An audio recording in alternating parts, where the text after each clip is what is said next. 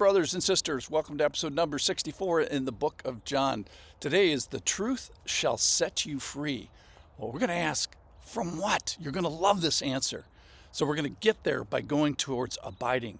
Where or in what or in who should I abide? And what's the great advantage of abiding? Well, it's going to set us free from something. And what that something is you are going to love it. This is from John chapter 8, verse 31. So Jesus said to the Jews who had believed in him, "If you abide in my word, you are truly my disciples, and you will know the truth, and the truth will set you free." They answered him, "We are the offspring of Abraham and have never been enslaved to anyone. How is it that you say you will become free?" Jesus answered them, "Truly, truly, I say to you, everyone who practices sin is a slave to sin. The slave does not remain in the house forever. The son remains forever. So if the son sets you free, you will be free indeed." So we're going to talk today about abiding and discipleship. It's characterized, so abiding in the Lord is characterized by a knowledge of the truth. It's characterized by a particular relationship with his word. Specifically, it's characterized by freedom that truth brings, and he's going to describe that truth is freedom from slavery of practicing sin. It's also characterized by the permanence of a relationship with him, rather than the permanence of a relationship with sin. So what is permanent? The Son, he says, remains forever. So we are being offered today sonship and daughtership, permanent family with the Lord. So he's offering an attachment to himself, Father, Son, and Spirit. And as it stands, if the Son sets you free, you're going to be in the family, a son, a daughter forever.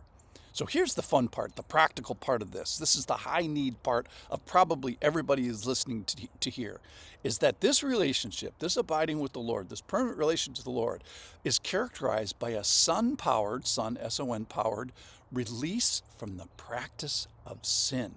And that's going to last as long as he does, which really is kind of mind-blowing. So what is abiding? Let's start there. Abiding means to remain or to lodge or to live, to be waiting in a certain place.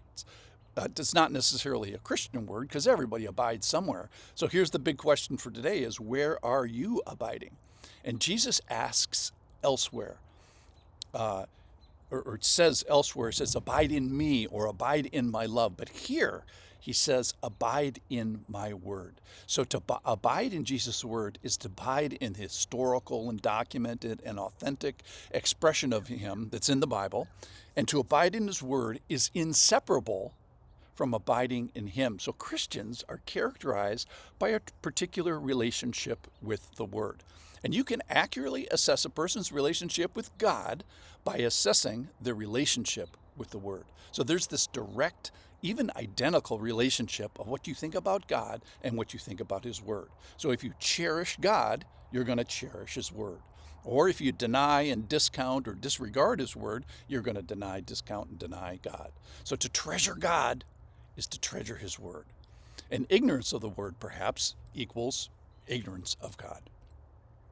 So abiding now means to be in a right relationship with Jesus himself. It means this ongoing, attached, permanent family relationship with Jesus, who has the power to change us. It's the standing on this knowledge of the truth, a new relationship with the word that gives us the freedom from obligation of practicing sin. So let's talk about sin for a second. Do believers sin? The answer is yes. Are believers obligated to sin? The answer is no. Are they slaves to it? No. Are they beholden to it? No. Are they powerless over it? No. So being a believer changes your relationship with the Word and Jesus and sin. It takes you from slavery to freedom, or obligation towards it to an option. It takes you from my power to his power. And this is the practical pain point for most people, which I'm glad that you're here today to hear.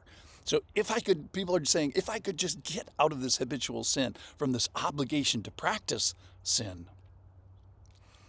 So, in conclusion today, people hearing this are either sinners who are slaves to sin, that is owned by sin, unable to stop, without real power to help, or they are people who have received Jesus and have the helper that he sends.